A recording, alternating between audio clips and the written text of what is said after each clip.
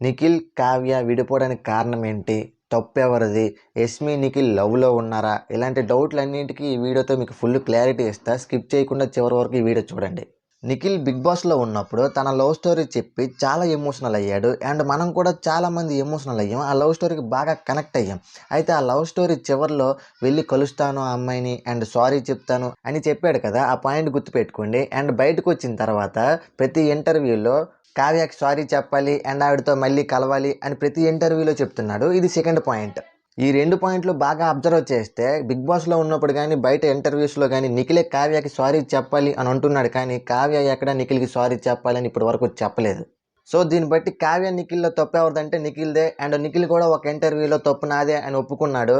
ఇంకా యష్మి అండ్ నిఖిల్ రిలేషన్‌షిప్‌లో ఉన్నారంటే అదంతా ఫేకు. మేము జస్ట్ ఫ్రెండ్సే అని ఒక ఇంటర్వ్యూలో నిఖిల్ చెప్పడం జరిగింది.